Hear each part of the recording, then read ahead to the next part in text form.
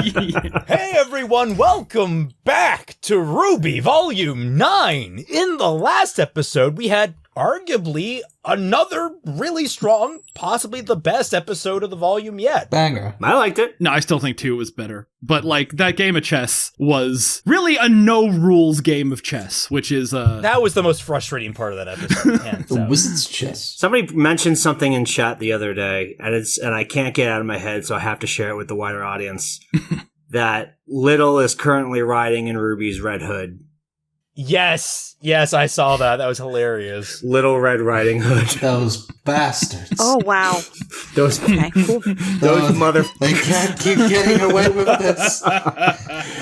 You see, it's one of those things that, like, I have to believe that was intentional. Oh, absolutely. that was probably, like, pre-Ruby idea, you know? Yeah. That's a certified Monty classic. I believe it. Yeah. Also, somebody in the comments was like, because I talked about Little and how she's awesome, and someone went like, Tom, Little is non-binary.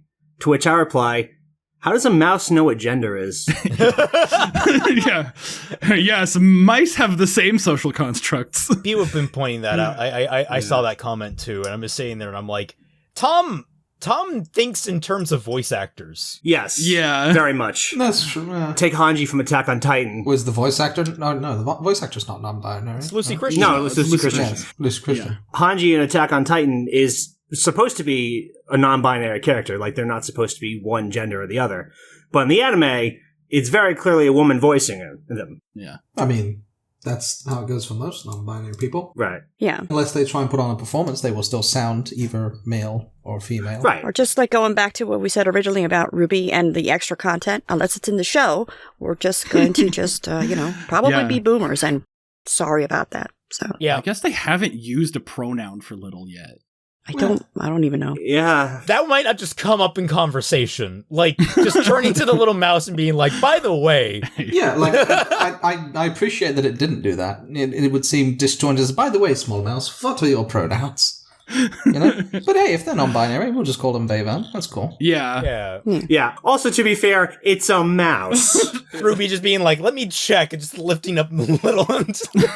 Poor Florida. Did anybody tell Discord to ask questions yet? Oh, they've already been doing it. Okay, cool. Yeah, I saw Sassy complaining. Oh, People were asking Yeah. too many questions. Yeah, Sassy's had her hand full. Sorry, Sass. We love you, Sassy. You're wonderful. We do indeed. She does the Lord's work. And you can give Sassy more work to do by joining the Discord for $1 to any of our Patreons. Yes. Wow. Yes, but in the last episode, we had the chess game. We had the encounter with the Red Prince, who I don't think we've seen the last of. And we met the cat. The Curious Cat. obviously not the Cheshire Cat. Well, they're not from Cheshire, that's for all. We're just following the girls as they are probably stalked by Neo and And still small. Yeah, still tiny. Oh yeah, Neo has the army. yes. Yes. Do you think this is some kind of reference to the Matrix? Oh, Jesus. Oh. It was Agent Smith, yeah, right? Who but, could like, make many Yes. duplicates of themselves. Yes. That would be an interesting fusion of the two. Oh, yeah. They gotta get Hugo Weaving to play play Neo She now. finally talks, and it's Hugo Weaving. Miss Rose. Miss Rose. Oh my gosh. Bruh. Welcome back. We've missed Welcome you. back, Miss Rose. Yeah, I mean, they're not gonna get Gray back for voicing Torchwick. No, so. I think Waycamp's got the role now. He's coming back, damn you. Alrighty. Alrighty, let's do this. Alrighty. Yep, let's do. Let's go. All right. Right. 3, 2, 1, go. Kia. Wop, wop, wop, wop, wop. Oh, Dash, so you didn't join us for the episode 3 reaction, Dash. Do you have any thoughts on it? No, not really. I just Okay. yeah. Do you enjoy it? Oh yeah, no, it was Okay, pretty good. I like that it's chaotic and there are no rules, and I think that has a huge part in the rules. Basically, No notes. The rules are there are no rules. right? Including this one. It's going to bother me now that the ocean isn't moving in that opening title card. Oh, I didn't even notice. I don't know why. Everything else moves in this opening, but the ocean isn't down there. Do we think we are going to see what's been happening to Jean? Well, we saw Neo. I don't know. Before episode 5, shall we say? John just shows up at the end and is like, "Hey guys, I've been here, guys, here at I'm the here." end of the. I've been on the tree the whole time." in the last episode, we got a little, a tease of Neo. So at the end of this episode, we're just gonna get like a 5-minute hold on Penny's corpse. His sword is still stuck in there. Trying to get it out. She's in the Family Guy prone position. Yeah, the Yamcha crater. Okay, so those silhouettes there, unless the clones of Neo can also disguise themselves, which is crazy. That's what I considered. Yeah, Some broken power. it's just her pushing her illusion. That's just an army of one at that point. Yeah. She's just making a bunch of OCs. Although, and because we learned in the books, apparently, that, this fairy tale was one of Neo's favorites, her disguising herself as Alex actually makes more sense now. Oh, we did learn that in the books. No. Here, kitty, kitty, kitty. Here. Wait, they get captured again? I fucked up. I'm watching episode 3 again. Oh no! All right. Stop. Okay, pause. Pause. All right. Funny enough, both episodes start the same way with them just walking. Yeah. Yeah. So, RWBY Season has 4 been all over again. relatively good with her voice this volume, But I am not... She's going too high-pitched here again. yeah, I think she's alright. Sure. Yeah. it's back. It's not the status worst. quo. It's just it that grated me a little bit. Hello, cat.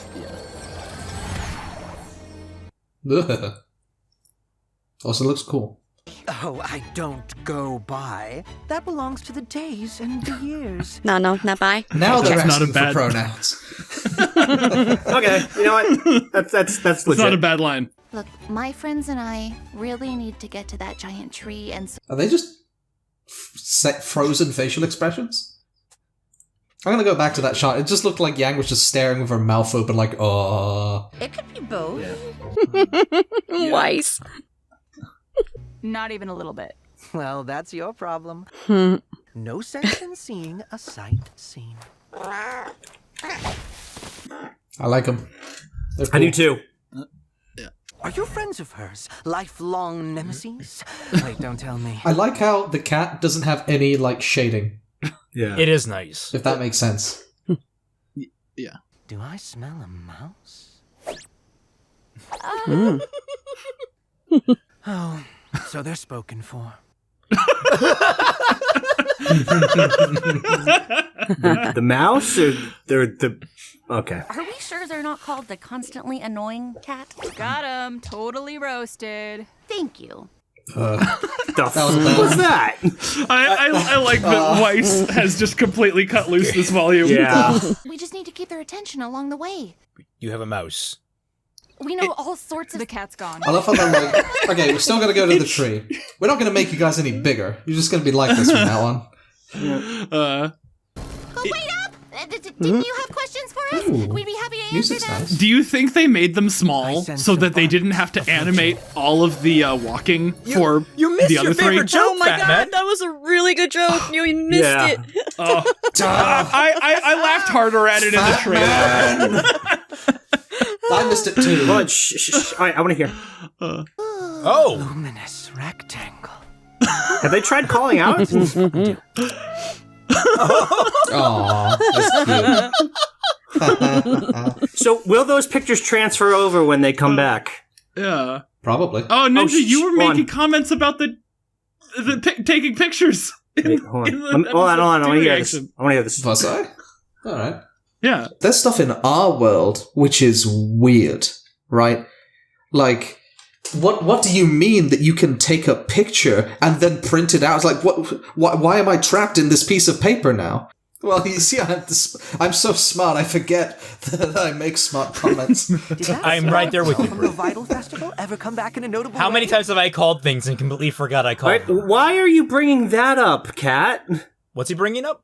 He was just like, did that CL girl from the Vital tournament ever come back in a meaningful way? It's like, what? This is an opportunity for them to address Yeah. all the fan stuff. I'm sure. I hate it. Yeah. I hate it when they do that. Did you read the books? hate it when they Oh do my that. god. Looking at you, wise huntress. Again, Damn. Yeah, definitely fan stuff, complaints and stuff like that. Yeah. I hate when they do that. Not me. I like it when they can, have a good joke about it. Yeah. She learned her lesson in the end, right? I'd certainly say so. What does that mean? What does that mean exactly? Yeah. Implications. Oh, hey, another bridge. I just got golfing with friends on the brain, man. I'm like, oh, that would make a good course. I think that's the first genuine smile Ruby's given all volume. Each acre is made specifically for its inhabitants and their roles. I feel really bad for whose task it was to animate the leaves. Yeah. How much longer before we're back to regular size? I hope that they just get big and crush Ruby. This tree is... sorry, this bridge is bothering me. I'll get to it at the end of the episode. That is how we met, isn't it? Ooh, it's tilted. Oh no, Tilted Towers, we're in Fortnite! No, we left the Tilted Towers. That was last episode. This is Morrowind now. Some of my best friends are 6 inches tall. Hey, I told you that in confidence, right? How many more relics does she need to end the world again? This cat is knowledgeable. Well, this is like the thing. How much did they fill in this cat on? It was a long walk. Apparently everything. Yeah. I think they were, but Fat Man was talking over it. Yeah. It's all my fault. Maybe we shouldn't worry about home right now. We've got enough problems to... The cat! Yeah, Ruby, stop being depressed. Yeah. This is why... It shouldn't be that hard to herd a And you didn't cat. say anything? It was a very interesting bug. Yang, this mouse is bigger than you. I wouldn't pick a fight. Neither of them had the attention span of a goldfish. You know, I bet you could find a goldfish in one of these ponds. That one didn't land on me. Oh, they're gonna meet the Caterpillar? caterpillar. Potentially. The caterpillar? The cat of pillar? R.I.P. Alan Rickman. Oh, he has little, Is the garden? Is that a store? little plots. We're like guarding these nuts. They're shrooms, Fat Man. Are you They're proud? not legumes. What are you? What question? What are you? You're not a caterpillar. Oh, no, you are. Never mind. I am an herbalist. The herbalist. Dankest cool in the realm. Help getting to the tree. Ah, yes. Is that what kids are calling it nowadays? I can get you to the tree if you know what I mean. I got plenty of leaves on hand. Yeah. We can make a tree of our own if you feel so inclined.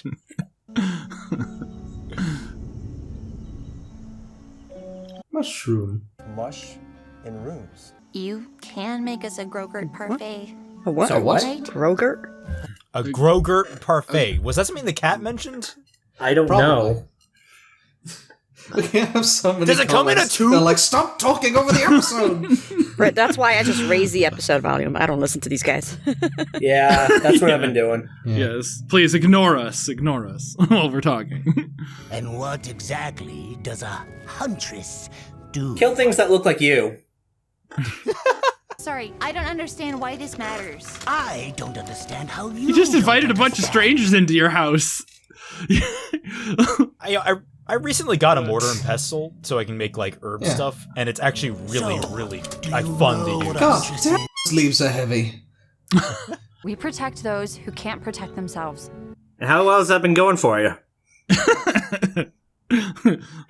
Well, I mean, in theory, I just run away from everything.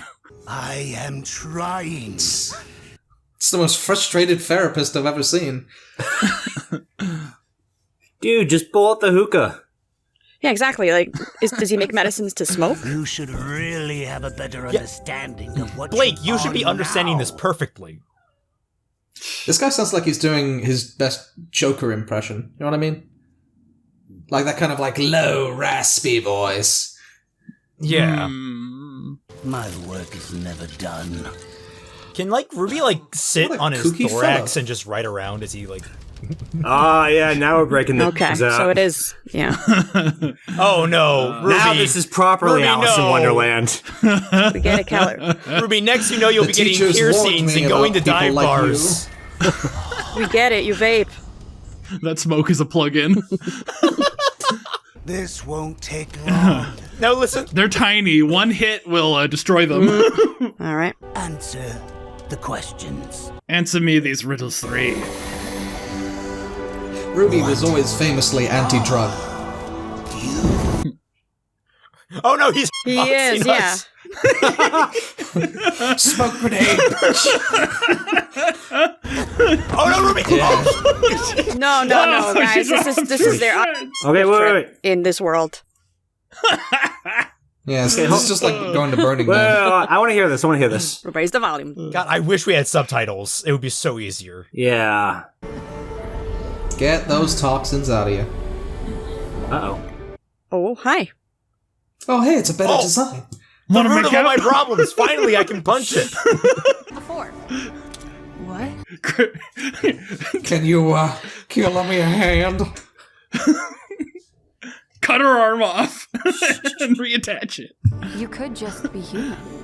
Or just a cat. Hey, the bow's back. If you wanted. Man, I miss these designs. Alternate Blake now spouting the pros of being a furry. Not a single bit of baggage upon your shoulders.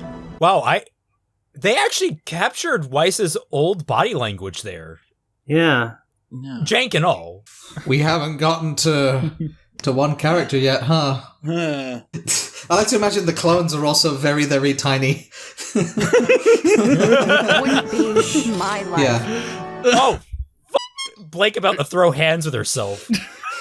You were right. This is the cause of all my problems. I am the granddaughter of a hero and the child of a villain. Oh, damn. I will not be defined by my name because I will be the one to define it. Okay. I am a huntress. I am a huntress. Bro, that was I wanna great. go home. Here we Are you a go. huntress? What are you? Like the ones you read about in books? This design was so much better. Yeah. Do you want cookies? They always saved the day, didn't they? You literally got millions killed. You've managed to get the same people killed twice. Mom was the best. But even she failed. You were 2. What am I supposed This to is I really cool like as this fuck. reversal. Yes. You don't even have to be Ruby Rose. Am I getting invested in a season of RWBY again? I know. I know, right? It's weird. Ruby's spitting facts. Get away from her! This was 1,000,000% an Iowa trip, for sure. Yeah. You're supposed to be helping others find their way, but you've lost your own. I mean, seem to have helped out a couple of them. Take a little bit Yeah. of my heart. Yeah. Oh, You'll feel much better. Take what's this? your heart. Here, I'll turn you into a Rooster Teeth bumper. Always was a bit of a workaholic. What? Peculiar things. Okay.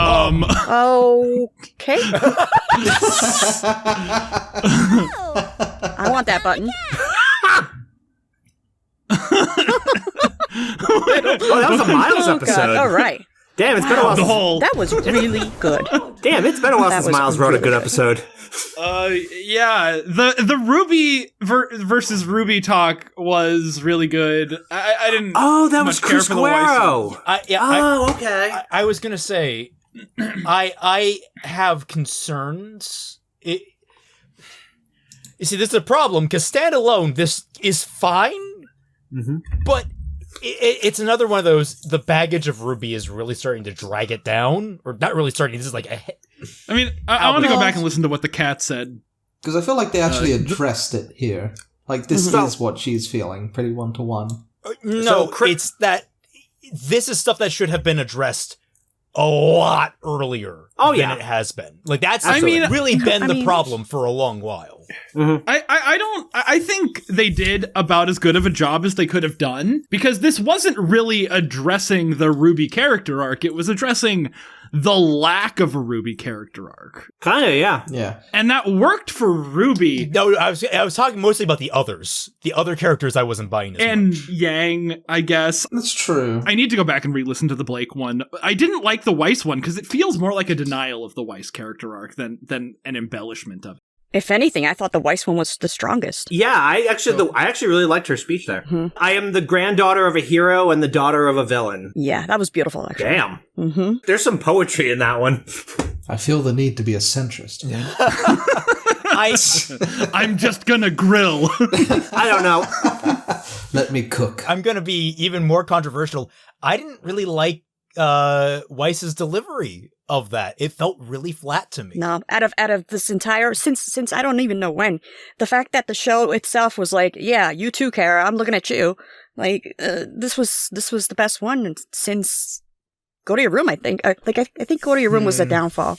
Yeah, Go to Your Room really was. Yeah, I'm thinking that in order for the scene to work, unless you were to split up the characters somehow, you needed them all to have like these one-to-ones. If I was to pick out like the weakest one-to-one, I didn't get what Blake was going through. Like where her clone was like, "Oh, do you want to be a human or do you just want to be a cat?" Yeah, that was the weirdest one. Yeah. And I'm like, wait, when did Blake want to be a cat? She was like pretending to be a human to avoid, like, the racism of the Faunus stuff. Yeah. She is balancing the bridge between Faunus and humans. Bridge! That part I do understand. I think it was just wordly. Sorry. Yeah, the bridge. I needed to remind myself of that thank you. That bridge, I'm bothered by it purely because the last bridge that we saw Was way better. was inverted. Oh, this one was tilted. No, it wasn't. The camera was at a Dutch angle. Going back to the girls real quick for me, the weakest one was Yang. Yang just wanting her arm back. What, to be whole was her thing. What does that mean? It was just like, oh, you want your arm back? What? I think it's more deep than that. Let's think back to Volume 4, where Yang was after she lost her arm. Okay, in sweats. Yeah, that whole conversation in the kitchen, we're just like, trying to find the new normal. Okay, so not necessarily just the arm. She's talking about like the whole trauma after the arm, right? Yeah. Yeah. Okay. So here's the thing, I think. Everything that they touched on, Yang's arm, Blake's trouble going back and forth between her, her faunus roots and her human roots, or in this case, her cat and the human. Weiss's whole thing with her name. These are all things that we've touched on at one point or another over the course of the show, and it's all things these characters have in one way or another resolved about themselves. Not terribly well, but they've still gone through that and have already resolved it. So really what these are for them is just kind of like the double down on their resolution. All right. I guess the final word on it, if you will. I get the intent of the scene. I get that entirely. I do not think the emotional backing is there to really make this drive home like it should. Probably not, but I do appreciate it's been so long since there's been consistently good dialogue in this show. Like I'm honestly kind of riding the high still. I'm not faulting you for that. I'm still riding the high. The ayahuasca high. Yeah. Oh, there's a lot to talk about with this. Yeah. Like, for the Yang one and like being whole again. I didn't really see that as like, oh, she's talking about her arm. It's more like her abandonment issue. If there's something I'm missing, it's not because I've lost it. It's because I haven't found it yet. Yeah. She's based her self-worth on other people so that when they abandon her, she loses it all. Well, it's like getting your shit together, basically. Because, like, up until season 3, Yang was, like, the one member of the group who just had her shit together. She was good at fighting, she was kind, she was nice to her sister, she was kind of like... If in the first episode, if it wasn't Ruby leading the team, it would probably be Yang, right? Yeah, she was the stable one. Possibly, yeah. Oh, I don't know. I mean, I think Weiss... here's the thing. Who would be leading the team is a distinct difference from who would be best to lead the team. Okay, I feel like Yang had most of her shit together. Take it to the store and sell it, or put it in a museum. I don't care what you do. Before losing her arm is the point I'm trying to make. Before the actions of the season 3 and 4 finales. But like that, overcoming that trauma is like, this is something that you will never get back. This is something that will never heal. And trying to find out what you are now because of it. And she is missing the days when she had her shit together, when she was whole. Okay. She wants to go back to season 2. Or at least how she was. All right. I mean, the whole scene with the 3 of them kind of varies depending on, like, how long ago they had their individual character arcs, right? But, like, it's obviously, the whole point is to draw a very dark contrast between how the rest of the team is, like, doing pretty good on their personal realizations, and then just Ruby. Yeah. Yeah. Ruby, who's had nothing. And I think the show acknowledges that finally. Yeah. Which is cool. I was going to say with Yang and the whole, like, make us whole, she's going to start seeing herself around every corner and just start slowly hearing, make us whole. Oh God, no. It turns out this is all hallucination put on by the marker, and we're in the Dead Space universe. And it is lovely to see the old designs again, because I do love them. They're great. Yeah. The old RWBY design is easily the best. Yeah. Blake can get out of her pants. It's wonderful. I know it can't exist, but if Jean was like in that sort of like hallucination, his clone would have said, "Hey man, you're doing pretty great. Good for you." Yeah. Yeah. Got banana hair? It's good. Got banana. Wow. Like it's just super positive. No, Jean like grabs his clone by the shoulders and he's like, just call for backup. Don't let them kill Pyrrha. All right, I got a question for you guys. Yes. All right. Yeah, go for it. About the cat giving the caterpillar part of himself. What do you think that means? Yeah. Oh, I don't know. What was that even? Interesting. It called him down. It was like Xanax. I can take a guess, but it's like conjecture with Dungeons and Dragons lore, so I don't know. But like the parallel of like Feywild, right, is that your emotions dictate everything. Yes. Right. You can get very emotional very quickly and you get lost in that emotion. So like what it looked like is that this dude was getting so hell-bent on his work that he was becoming like a workaholic. Okay. And the cat was like, whoa, okay, this emotion's getting a little too insane. I gotta, here, take a little bit of my calm, just chill. I'm literally made of Lexapro, bro. Here you go, have some. Interesting that the cat can do that, though. Right. Yeah. That's part of my question. Like, why can he do that? Or how? What is the dog doing? What is he to this world? We don't have the answers, I don't think. Right. That's what I'm asking. It's a guess. I'm not even really sure what this cat is made of. Or it's its semblance, obviously. Sticking to the theme of addressing long standing problems with RWBY, do you think it's the soul? Like, do you think they're actually addressing, like, the existence of the soul, which they've never done in the series before? The soul of whom? The simpler, more honest soul, yeah. And, like, this cat is, like, pure aura, and he's just giving parts of his soul to passersby. That would be curious. Because he says, you know, like, I don't go by, and we're all making jokes about that, like, yeah. I don't go by. It was a really good line. Yeah, it was good. Yeah. He exists as this, like ball of mental health that he just gives to passersby until he turns into nothing, and then all of those, you know, people he helped are like the legacy that never fades or whatever. Interesting. Or maybe he's just a magic cat. I mean, it could just be that. It's been... Does anybody know about the Cheshire Cat? That's literally what I was just about to ask. It has been a very long time since I've, you know, watched or read Alice in Wonderland. What was the Cheshire Cat's whole shtick again, aside from, you know, kind of being ominously vague? I thought he was just a troll. I thought that's really what he was, just a troll. He just showed the fuck with people. They were very chaotic. Yeah. Fatman, were you going to explain it or no? No. I was asking. Okay. Yeah. Okay. I don't remember. Drop it in the comments. Any Alice in Wonderland experts?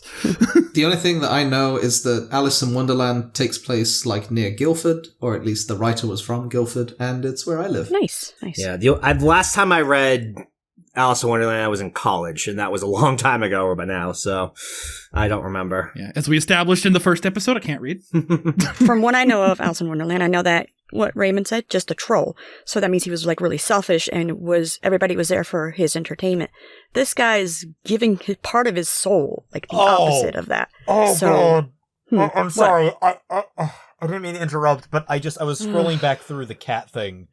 Mm-hmm. And they tried to address Oscar's soul thing. I cringed. The old man and the boy share a body now? Ooh, that's got some uncomfortable implications. I was just trying to point out the opposite of what is happening. That's all. All right, if I can just say why I hate when they hand wave like that.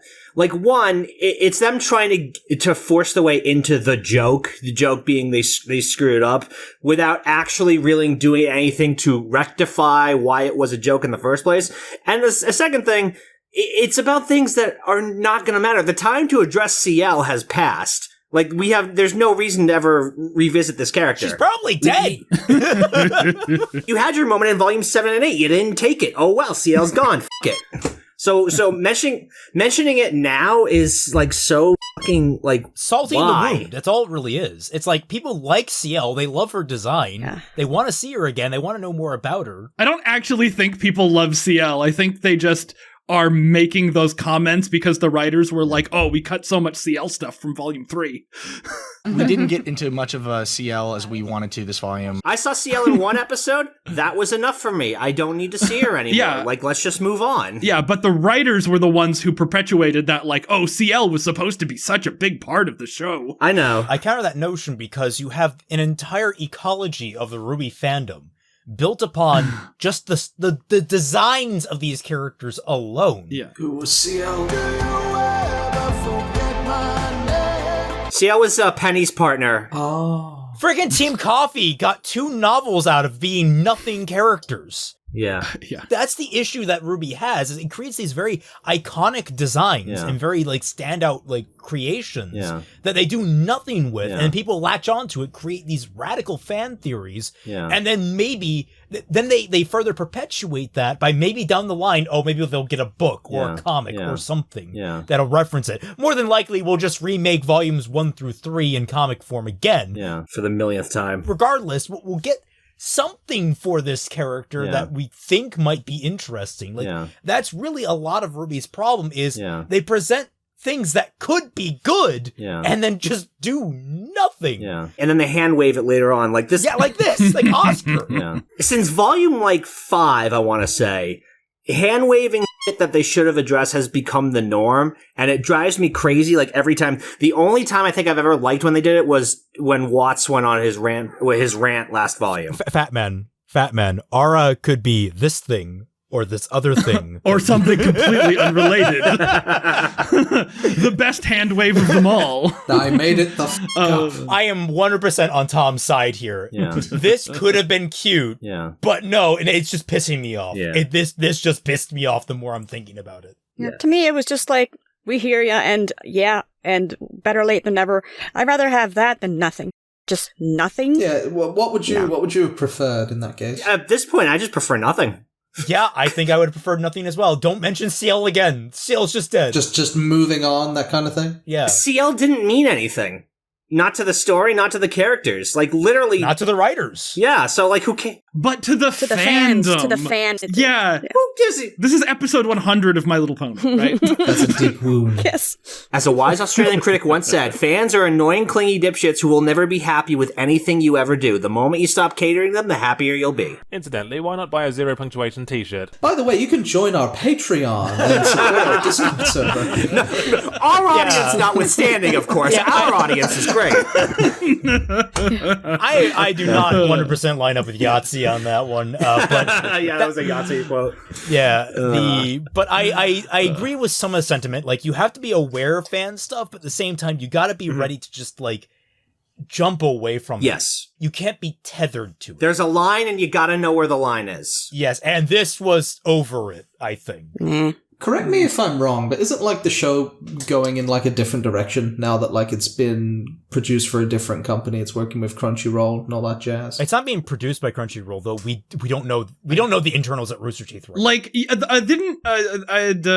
there was, like, a producer or somebody who was, like, talking about how their relationship with Warner Brothers works. Yeah, and how it's like Warner Brothers doesn't actually provide anything to them, right? Except a sense of community or like whatever which they already had before. You get to look back at older stuff and poke fun of it only if you are currently doing like good. Like if you're currently being the top of your game. Kind of like when Avatar had the recap episode that sort of like poked at like some of the earlier moments in the show and how funny they were. Yeah, but you had a lot of good stuff and a few wonky moments that just didn't quite work. Poking fun at those later in the series, like say The Great Divide, is completely acceptable because like you had a lot of stuff around it. I don't know why people didn't like The Great Divide. Well, yeah, that's kind of like how I see this CL thing. Like, it was a character. Yeah. The Great Divide was a good episode. And then they never showed up again. Let's go with that last year, but let's compare it to that once. What was that character? Jet? Jet, yeah. Jet sucks. Yeah. Yeah. We have no idea if he lived or died. Did Jet just die? You know, it was really unclear. It's poking fun at ambiguity. Yeah. Right, but there it works, because Jet was actually a character that meant something to the story. CL wasn't. Think of the casual RWBY fan. I didn't know who CL was. If you completely forgot CL existed, who do you think we're referencing here? Yeah, Britt. I thought it was like the neon cat character. It's literally me. You're just talking about me right now. Mm-hmm. I had no idea. My point being is that, like, RWBY, at least for the last couple of episodes, has been pretty damn good. Yeah. Yes. I've been pleasantly happy. And entertaining. So I was going to say, like, how are they not on top of their game in Volume 9? Yeah. It feels like the production of the show has gone in a different direction. Yeah. And it can go down again.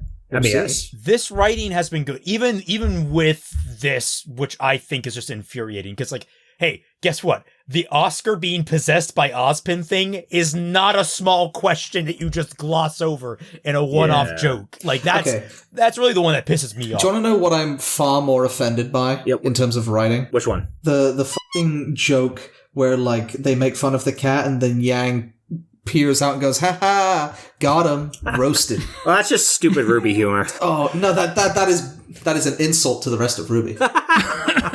I was waiting for Yang to just, like, drop it, like that was all sarcastic, poking fun at White. Yeah, so was I. And I was, like, really surprised that it was... Oh, God, it was groan-worthy. Guys, real quick, going back to, like, they're on their, these are really good episodes and they're on top of their game. Mm-hmm. Also, mind you, they're in a completely different world where we don't know the rules of yet, and it can be anything. True. Ambiguity is their favorite terrain. I don't know. You can't really compare that to what happens in Remnant.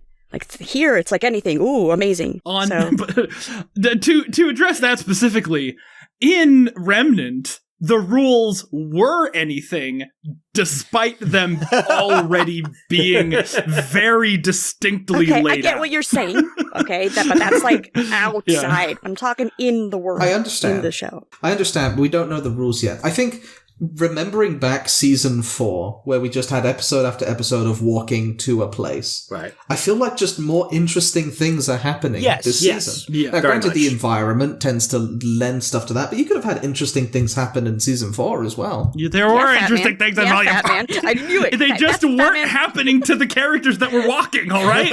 Fatman's favorite volumes. Yeah, I don't get it. The Weiss stuff, the Yang stuff, those were great. On the whole, like, the world is weird and we don't know the rules or anything. Fine, that affects the world, but it shouldn't be affecting our characters unless they're being directly enacted upon by something that either we're not aware of yet. Like, a good example of this, Weiss acting as the comic relief this volume. That's out of left field for a lot of her characterization. Like, it seems... Well, I mean, think about Volume 2. That isn't canon. But, like, she was that in Volume 2. Like, she did the whole thing where she, like, did the little flippy-do and landed on the chair. And I would argue that was out of character for her even back then. Well, because Volume 2's not canon. Maybe Volume 9's not canon either. How many times does it have to be out of character before it's in character? This is Theseus's character. Exactly. If you're out of character long enough, eventually it's just the character. She is acting over the top. Like, her being comedic is not new, but her being completely over the top with, like, this, like, constantly going off... Like, that was... It pushed the realms of what we understood about her beyond what was acceptable, I think. Well, when you fix Volume 9, you can make her not funny again. Yeah. You can make her less entertaining. Like, she's been goofy before, but now she's full-on Nora, and it's, like, really weird. Yeah, no, she's not full-on Nora. I don't think she's full-on Nora. I think that's a bit of an exaggeration. Yeah, she's angry. Oh, okay, it's exaggerated for exaggeration's sake. They're mining her anger for comedy. She is, out of the 4 of them, the most happy. Which is something you can talk about, because, she's just went through something very traumatic with her family. Wait, what? Repeat that? I'd say that out of the 4 of them, like, Weiss is the most happy right now. She's happy? The most angry. Yeah, I wouldn't say happy. Weiss? She's furious about everything that's going on. She's throwing rocks at herself. Her home was destroyed. Her father's dead. Like, the way she's coping is more comedic. She doesn't know the status of her family. She doesn't know that her father's dead. If she doesn't know if her family's alive. Yeah. That's what really is kind of getting me, is that, like, they're playing up her anger for comedic purposes. I can get that. Yeah. I just feel like they're going too far, if that makes any sense. Yeah. I feel like there is a limit to which they have stretched it beyond its natural bounds. Like, Rein it in a bit. I'm okay with it. Those are rookie numbers. We have to go further. this episode was fine. I actually liked her trying to get the dunk on the cat. If Yang had only had dropped the facade, and I feel like the line read in that joke, I feel like Barbara's line read was so dry, it had to be sarcastic. Got him. Totally roasted. Thank you. The animation just didn't follow up on that, where you would have seen the face drop. Yeah, I feel like they animated the scene first, and then Barbara read it better than they were expecting. And then whoever's editing, check out how that cut right after she does finger guns, and then Blake suddenly shows up. Her guns are gone, like it's instant. Like, thank you. Guys, the curious... That's something that gets me. It always has been. Yeah. Not just this show, but everywhere. Oh, there are so many characters to keep track of. There's just so many characters to keep track of. That hurts. What do we think of Caterpillar over here? Cool. I like that his name is Herb. Herb. Yeah, me too. Herbalist, yeah, her name's Herbalist. So, our voice acting note, that's Chris Guerrero, who is doing the voice for that. He's the voice of Ainz in the Overlord series. Really? And he's also done several voices for Dragon Ball Z Abridged, including but not limited to Dr. Zero, Cooler, and the Broly's dad. Yeah, that's Zero. Yeah, no, I clicks. All right. Yeah, all right. I love that voice he does. What the hell is a Namek? Seriously, what the is Namek? Well, I do hope somebody's there to pick up that phone, because I fucking called it!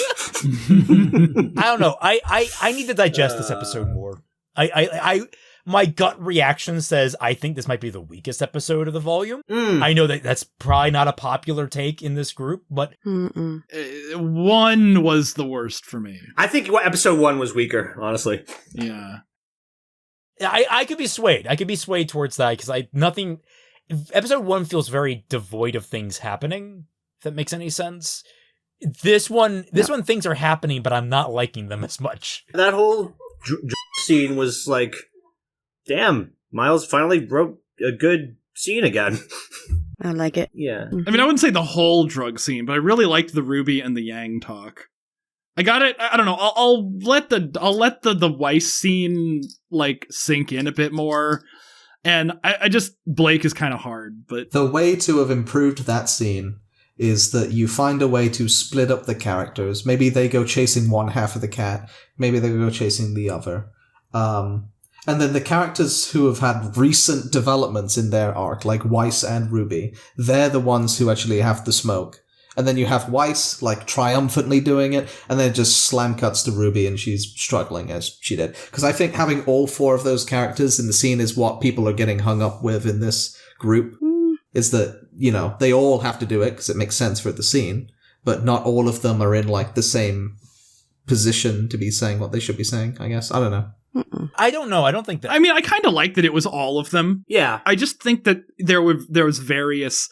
there was a bit of variation in, the quality of the pep talk that they gave themselves. There is a trick.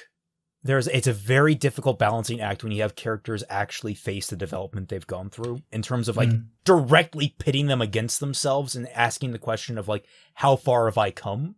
When you do that, you have to be very careful, because you can wind up with a Blake situation where it might not really be applicable to a self-confrontation, if that makes any sense. Which is weird, because I think actually Blake has some things that you could actually... asking the question of, do you wish you could have abandoned... are you glad you abandoned it? Do you feel that you actually gained anything by abandoning the White Fang? Do you feel like you've actually been a credit to your race? Or, you could ask those kind of hard-hitting questions, and they just don't? But then they would have to address those hard-hitting questions. Yeah. The one thing they tried the hardest to back away from is that all of the characters were extremely racist in the first 2 volumes, including Blake. Everybody was just racist, and they backed off on that, really, really hard, to the point where instead of Adam being, a terrorist fighting for the rights of his people, he was, a Like, they backed off really hard on any of like the racial elements of the White Fang, just so they wouldn't have to address them in this goofy show that's written poorly. It's why one of the things that we've had to like, not necessarily retool, but just like reorient our brains when we're working on fixing RWBY, is that less and less, and this is kind of just figuring out how to do the whole racial dynamic thing, it's less and less about trying to solve racial politics and more about just, this is the world the characters live in.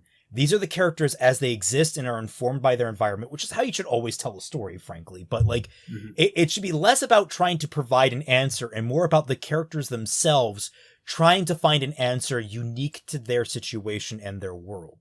Like, that's how you kind of have to address it, because then from that, you can have people outside, the audience then can debate whether or not the characters are taking the right path for themselves or the wrong path for themselves. Yeah. But it's always squarely focused on the characters and how they interpret the world around them, as opposed to trying to be any kind of like, I think really it goes back to trying to be a commentary on race issues as opposed to just being a world with race issues, if that makes any sense. It's a tricky one, because when you're writing that kind of stuff into your story, it's a very difficult then topic. You are inevitably giving your own commentary, because that is how you are choosing to portray it. Yeah. I think that it was in the H-Bomber video, but it's been a long time since I've seen it. But there's clear elements that they tried to address or draw parallels to real-world racial issues in the show.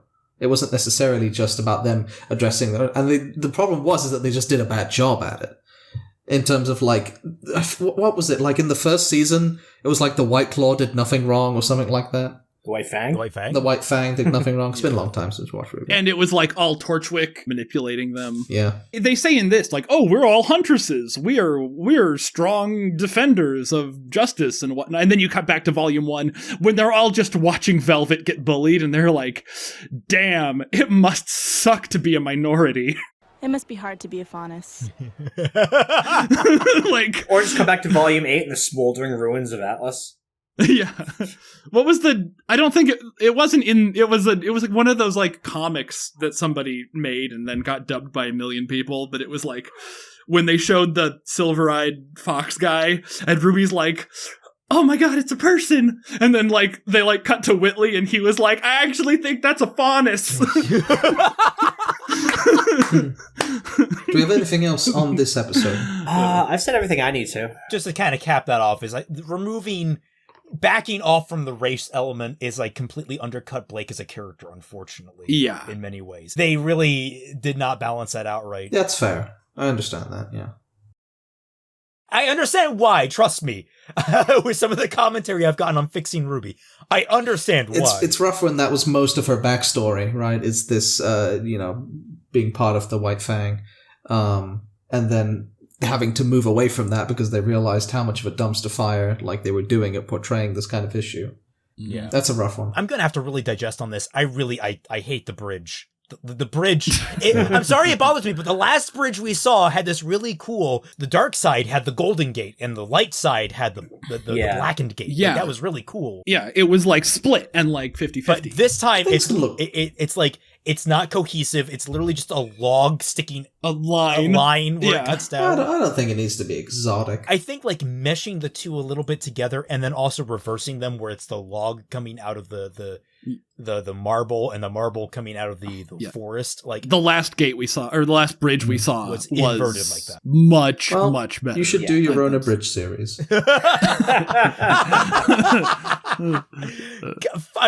I hate how many levels that works on. Subscribe to Celtic Phoenix on YouTube. All right.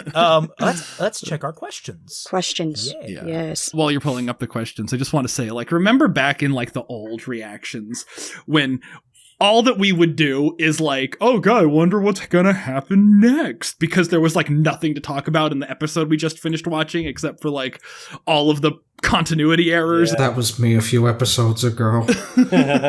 Nothing has changed. Oh. Sorry, go on, finish your point. Yeah. And now like we have all of this like deep character stuff that we can actually like dive into during the reactions. Yeah. And it's nice. It's like, yeah, sure, the episodes aren't great. They're not perfect. but there's so much more like meat on the bone of these season 9 episodes.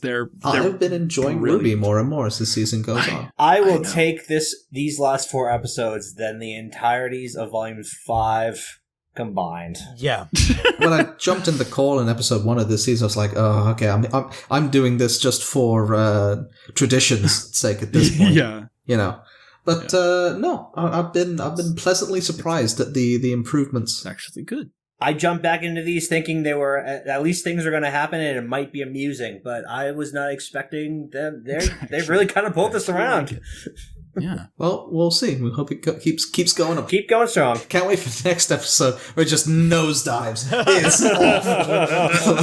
like how could they? All right, that'll be my question to start off our questions. How could they nosedive this as quickly as possible? Cut to outside the fairy tale. Penny's down here and she's alive. How about that? That's a good one. Ooh. That's a good one. Ooh. Yeah, that would be a pretty good. But my personal like instant 1 out of 10 would be like if they cut to outside. Really? Yeah. If they cut to outside to see what just for an episode. Yeah. Just what the other gang's up to. Most likely, I would hate that. Okay, all right, but what if they cut there and suddenly it's like they're all like punished snake. They all have like eye patches. They're all scarred up. They've been living in like a hell world for the last, and it's just like nonstop like survival action combat.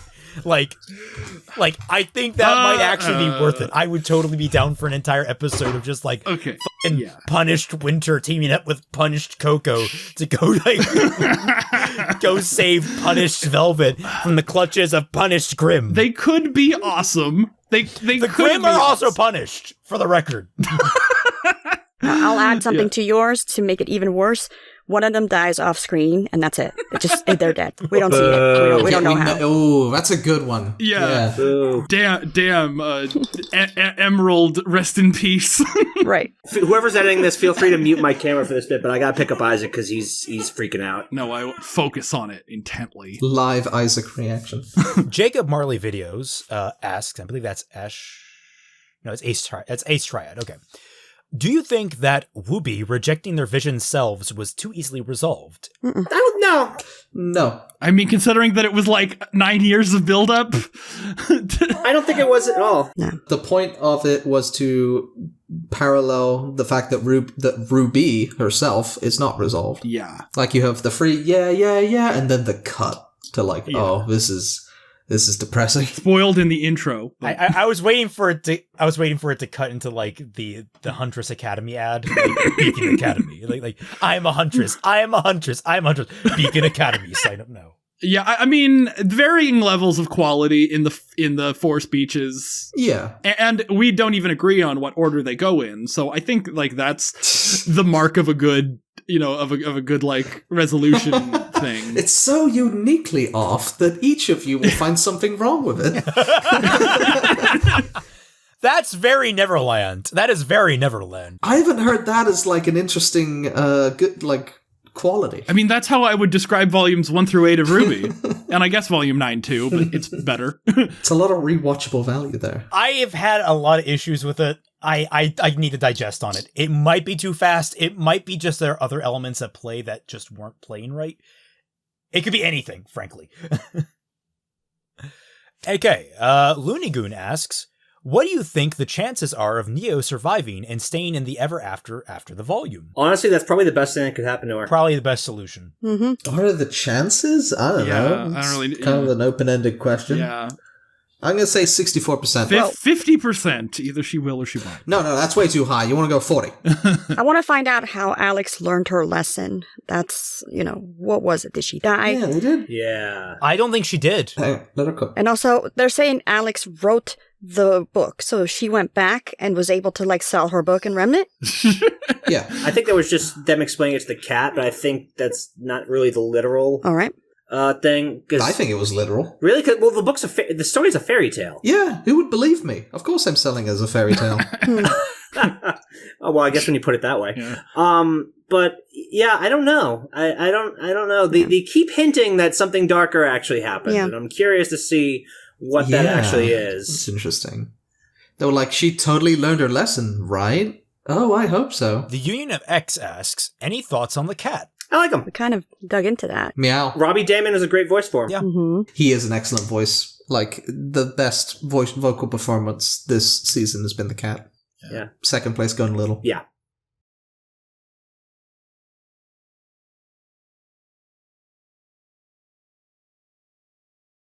Cape Morning asks, does it feel addressing the commentary from the audience with the cat?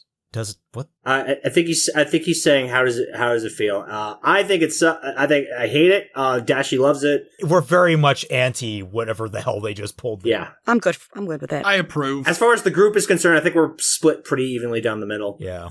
Nick the Brit asks, hey, do you think the cat interrupting Ruby's vision was a good or bad thing? Oh, that's interesting. I don't know. Was there going to be lingering consequences to it? Because like I kind of got that sense. I Like, guess it depends on what Ruby's answer was going to be. Was it tilting? time. Was it tilting towards like if she didn't answer correctly, something bad was going to happen?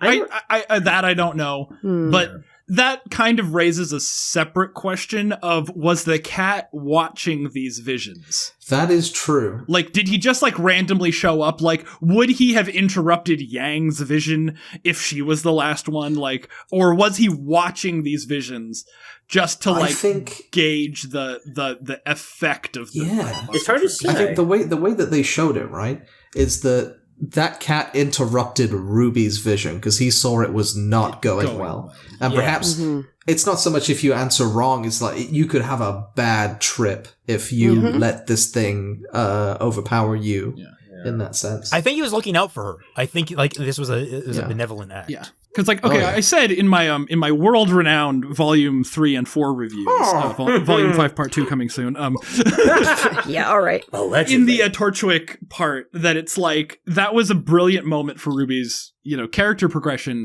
because whether that made her get harder as a person, or get more, like, soft and, like, confident in her own, like, worldview, were both equally valid paths that Torchwick scene in Volume 3 could take. Yeah. But then when we got to her in Volume 4, when Tyrion was like, and she was like, what, me? What did I do? She didn't develop in either way. This is kind of like almost an answer to that lack of a character arc that started, back in, season 3 when Torchwick died, which is what Neo is still after her for. And her lack of development from like that point on is like coming up. Like, what are you going to be? You've spent, 6 years being nothing, basically. Why don't you just own that and become nothing? Maybe she's considering it. How about the cat? About him stopping Ruby? I think I want to stick to that, whoever said about this world almost being like the apathy.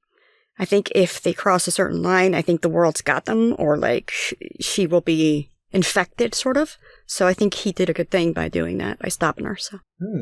Master Poppers asks, do you think Robbie Damon's excellent voice acting excuses the lampshading revolt? We already answered this question. I like the lampshading. I would have forgiven it for a worse actor. Yep, yeah, I enjoyed it. Yeah, that's true. I like how they phrase that question like Robbie's raw talent is enough to sell it. Listen, Robbie Damon is a fantastic actor, but the best actor in the world can't sell a bad script. It is true. But I agree with Fatman. It could have been anyone, and lampshading it would have still been funny. Ever since like a few volumes ago, I've accepted that RWBY is just like a hot, messy show. Like, I'm not here for the pinnacle of storytelling. I'm here for a good time, and that's funny valid to me. Rixart asks, what do you think Alex did that made Ever After the way it is now, seeing that it is apparently different from the fairy tale? Drugs. Just bumble your way through it like a human. Yeah. Yeah. I don't know. They keep hinting at it, so it must have been something bad. Like, or at least something. I kind of like going back to what I said an episode or two ago with like comparing Sci-Fi's Alice to the original storytelling, where throughout it you get hints of the old story, like Hatter saying like last time Alice fell to this world, she took down the entire house of cards. and things like that. But like, I don't. They never really explains it either, so I don't know if that's what they're going to try to go for here. But I feel like they have to, because they just keep they keep lampshading it. I mean, when the king found out that they were human, Maybe she killed the king. it scared the pants off of everyone. Yeah. Like, humans are monsters to these things. Yeah. Yeah, also there was a line from the caterpillar. Or the caterpillar, sorry. It's stuff like this that turns you into from a king to a prince or something like that. This is how a king winds up a prince. It had to do with Alex. I don't know. I'm saying that out loud just in case happens with it. So Yeah, I have to go back and look at that episode. Yeah. Elysian Empire asks, of all the characters we've seen so far, which would you like to be brought over the Remnant? Little. Oh, Little. And what interaction would you want from Little? Definitely. Little. Is there even... Is this even a question? Is there another candidate? No, it's not a question. The nerve. They can't afford Robbie Damon. Leave Jean, leave Neo, leave Yang. Little's the only one who gets out. Little's the new protagonist. Just Little carrying Crescent Rose, standing in front of the Hell Map. wearing a tiny red cloak. Punished Coco walks up next to it and is like, "Are you ready?" And Little's like, "Yeah."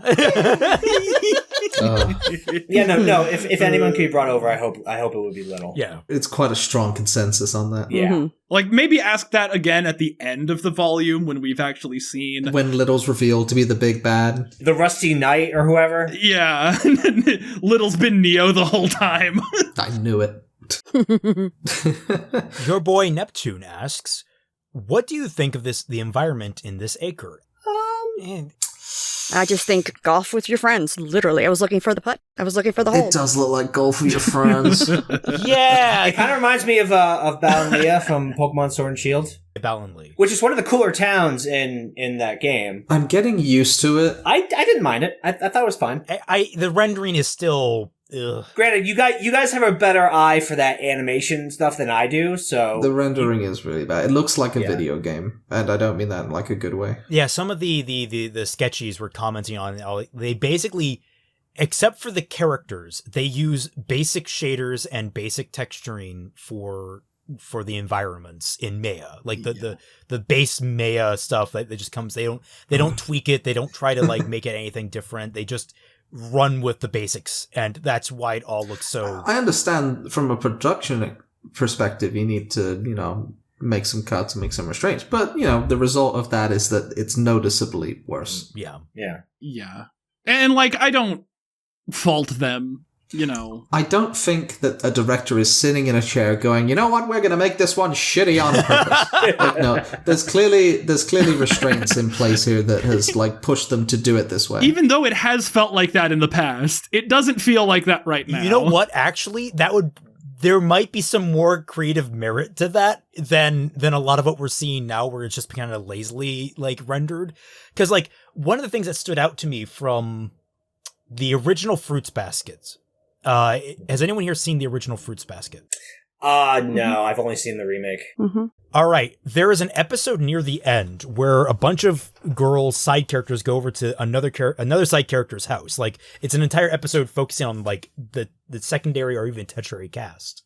And they're scared of her because like this girl's like a weird like psychic. She has like this zappy power thing. Oh yeah, that character. It's that episode. They have it in the remake, but like it's way better in the original. It's like one of the best episodes of between both series because they do this weird experimental thing where they film live action locations and then animate the characters walking out over them. And they do that for like different portions of the episode and then do these really weird like things that don't really work. But because it's supposed to be such an off-kilter episode, it works incredibly well. Where it's like, you're sitting there, it's like sometimes it'll just randomly cut to a live-action shot outside of a random Tokyo apartment. And it'd be like, wait, what the is happening? Amazing world of Gumball aesthetics. Although, yes, I'm also willing to admit that the environments do look slightly better in this episode than they have in like episode 1. I don't know, like even the trees just look nicer than they did in episode 1. They're probably darker. It's just a different forest. It hides it better. Yeah, it's like the nice glows of the colors of the plants and like the trees just looked nicer than they did in episode 1, because it was like a different type of forest that they were going for. My main complaints to this episode are just the dude's house in the mushroom. It looks like it's made out of Play-Doh. I mean, it kind of moves like it's made out of Play-Doh. And he just yeets himself into a hole at the end of the episode. I forgot he did that. That was great. Yeah. Then just the cut.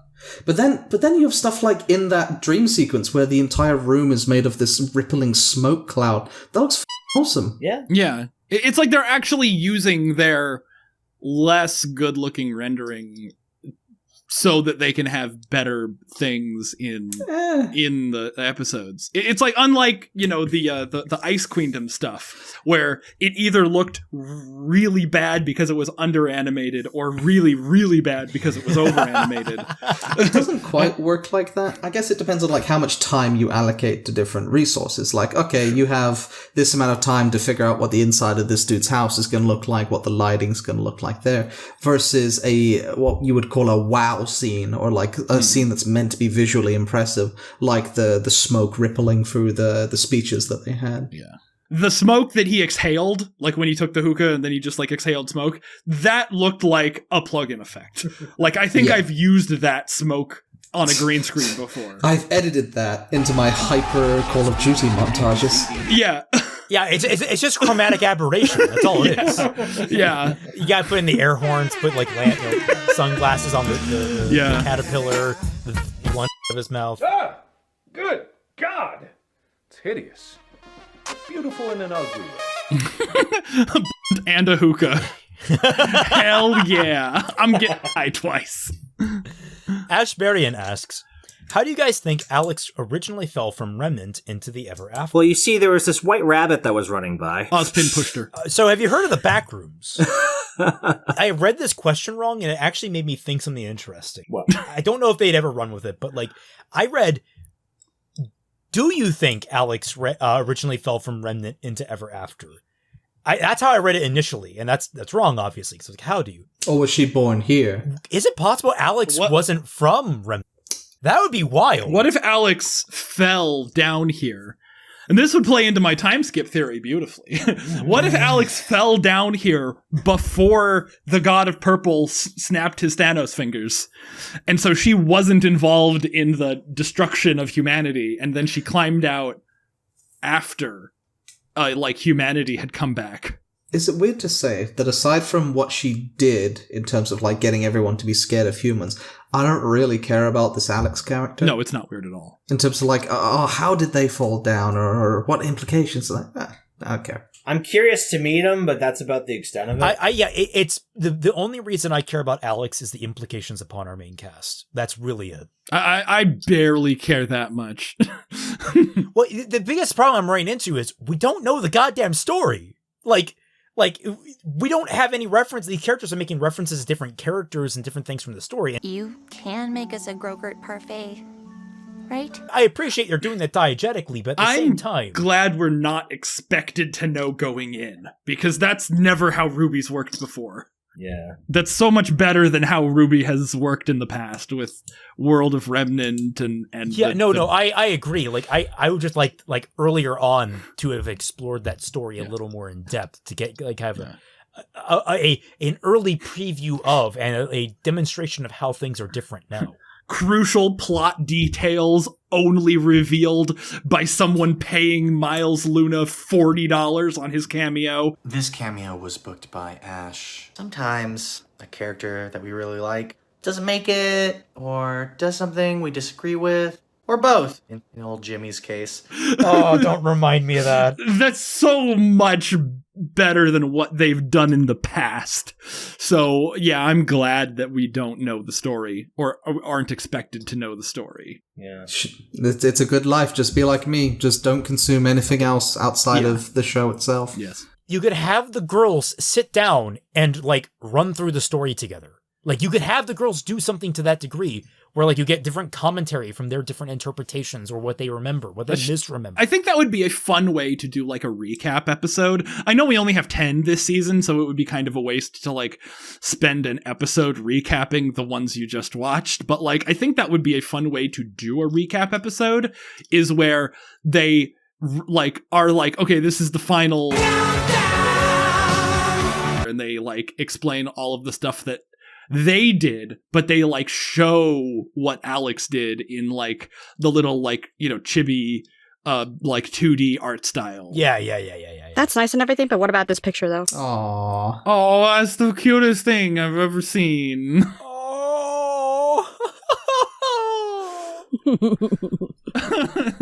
Sorry, I've just been looking at pictures, going through the... I hope when they return to normal size, maybe they won't return to normal size, I'd be okay with that too, but... It affects little? Yeah. And it makes them huge. Oh, that'd be amazing.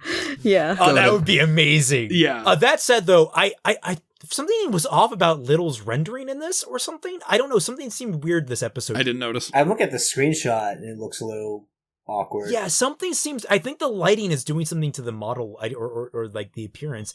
It's not working quite as well. I don't know what it is, though. Little didn't look quite as adorable as normal. And I'm like, why is this? Little was working really damn well earlier. I didn't notice. I don't think anything's changed. I don't think so either. Again, the dude isn't sitting in a chair going, well, you see, we need to render them differently for episode 4. It'll annoy Raymond a little bit. And that is trying to remake the whole show. Yeah, that'll show him. Speaking of, Fixing RWBY, episode 10 is currently up. And actually, by the time Fatman gets us out, episode 11 might already be out. Yeah. Hey. That's a low blow. The audience got a double feature out of it. Episode 12 might be up. I'm overselling you. I'm sorry, man. Don't mean to put that pressure on your shoulders. Well, that was it for the questions. I think we should start wrapping up. Mm-hmm. Okay. Any final comments? Nope. This was another good one. Yeah, I liked it. I don't think it's as good as episode 2, but it's another good one. Yeah, I'm not really ranking the episodes just yet, but I really enjoyed this. I have no thoughts. Head empty. No. Very adventure-y, very question marky, and that's about it. I'm glad I'm looking forward to the next episode. Indeed. Yeah. Indeed. Mm-hmm. Yes. Yeah. And I would say this, like, I'm still jury out on this episode. There are things about it that I need to really just think about and digest, but like overall, I am still in that boat of, I'm looking forward to the next episode now. Like, I want to know where they're taking all this. Yeah. I hope you all enjoyed this reaction. Remember, support any of us on our Patreons. Go buy my and Tom's books. If you really want to get at me for that fan comment I made, you should totally buy my book and make reviews of it to trash me out. That'll show you. Yeah. That's a market. Totally. If you see me in the streets, give me money. And don't explain yourselves, just do it. If you see me on the street, just slam on the gas. Every odd episode goes up on my channel. Every even episode goes up on Fatman's channel. Yep. You're watching this one on my channel right now, which means it's an even episode. If you want the next one, you go to my channel, which is in the link down below, hopefully. I've got nothing to shill. I'm just living life and vibing. Thank you all so much for watching. We'll catch you all on the flip side. Bye. Bye-bye. Goodbye. Bye-bye. Oh, yeah. Fucking... How do you want this? Clap. Wait. Hands, come on. Clap.